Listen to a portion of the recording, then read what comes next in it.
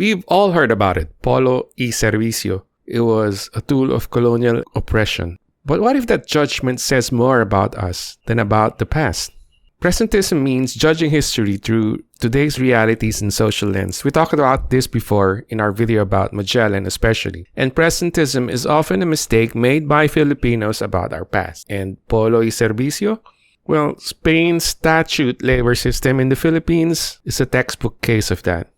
First of all, what is statute labor? It's a system where people are legally required to work on public projects, usually for free or with minimum compensation, for a certain number of days each year. It's often used in place of paying taxes or when a government lacks money to fund public infrastructure.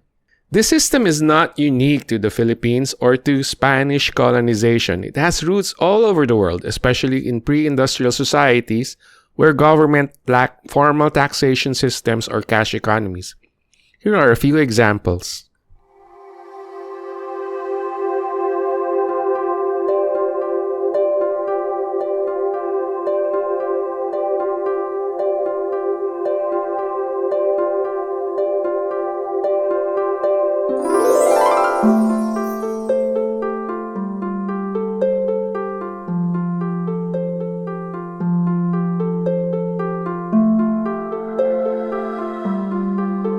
Of course, it was not treated as civic duty in the Philippines, as there was no concept of civic duty at all. There was no sense of identity as Filipinos back then, another form of presentism. So of course, Polo y Servicio was thought of as colonial oppression. We forget, or perhaps we didn't know, that the Spanish Philippines was practically broke. There was no real money supply, no income tax, and no proper treasury. Unlike in Latin America, the Philippines was bleeding the Spanish treasury dry with subsidies. So how did they build roads and bridges? Well, with labor. Not as punishment, but as a substitute for taxes in a world without cash. Now, this would be a good time to talk about modern tax systems and how to situate it in the Philippines. Income taxes were formally introduced in the Philippines under U.S. colonial administration through the following timeline.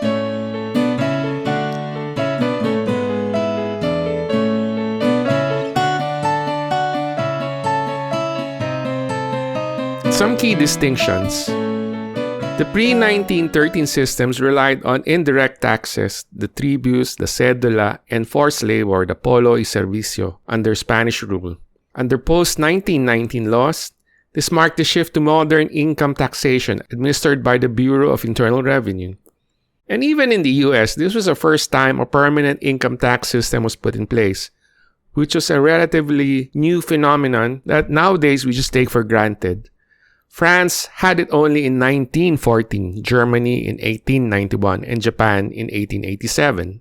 And what were the key differences between the income tax system under American and Spanish rule in the Philippines? Well, the Spanish colonial administration did not implement a modern income tax in the Philippines. Instead, revenue was raised through indirect taxes such as tributes, the cédula, through monopolies, and the Polo y Servicio. Tax collection was often outsourced to private individuals, guilds, or local officials, leading to inconsistent enforcement and significant local discretion. And with discretion, of course, and lack of accountability came corruption. The system was regressive and lacked proportionality to income or wealth.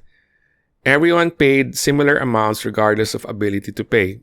Under American rule, the income tax was progressive, meaning tax rates increased with income, aligning more closely with modern principles of equity and ability to pay. And tax administration became more centralized and professionalized. Taxpayer representation and consent. Taxation was imposed without effective representation or consent from the local population under Spanish rule.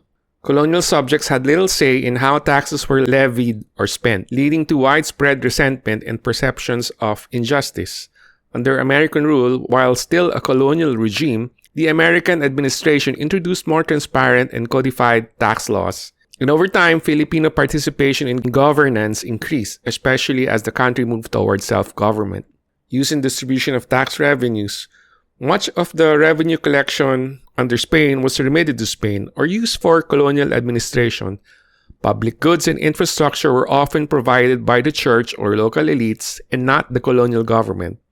And therefore, there was an asymmetry between who paid taxes and who benefited, with local populations bearing the fiscal burden but receiving limited public services. Under American rule, income tax revenues were increasingly used for local infrastructure, education, and public services as part of broader reforms in colonial administration.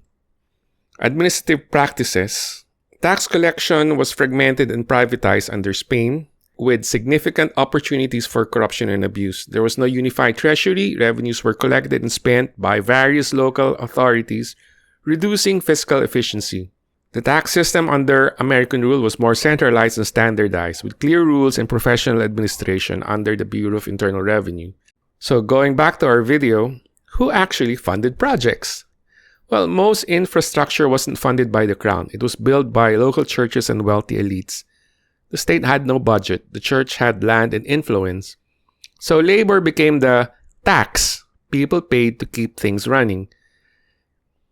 And this was the key role that friars played in the Philippine situation, where there were no income taxes, no BIR, no central treasury which tracked and disbursed funds, because there were no funds at all, as the Philippines was subsidized by the Spanish crown in general. So the organizing principle for urban development was centered around the town church and the municipio in the plaza as a hallmark seen all over the Philippines. This is no accident, and the friars were at the center of this push for infrastructure, which of course included churches, the roads and bridges that led to the church, etc., to make evangelization easier.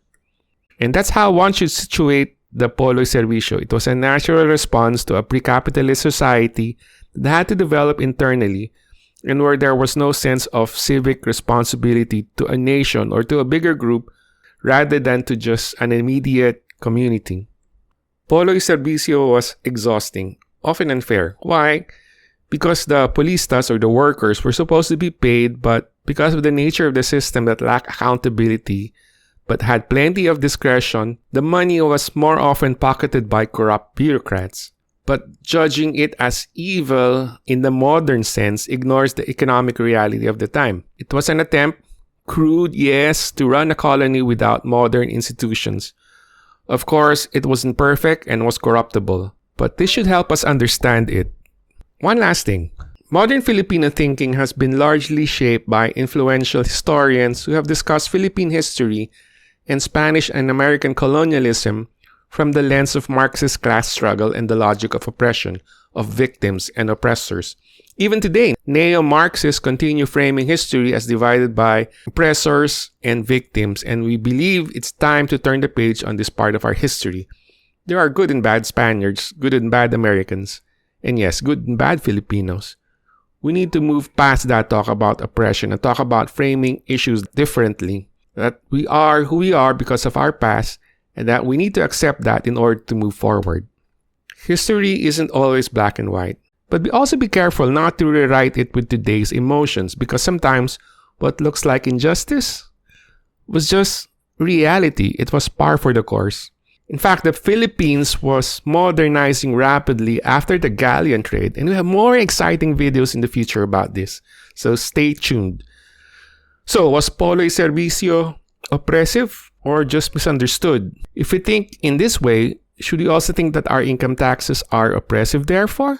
Nowadays, we don't think like that, and we care more about where our taxes are spent. We think taxes serve a purpose in a modern society, and we have the Americans to thank for the idea of no taxes without representation. That is part of our colonial heritage we should be proud of. If you enjoyed this video, please like and subscribe to continue supporting our channel. That's all that we have for today. Viva Filipinas!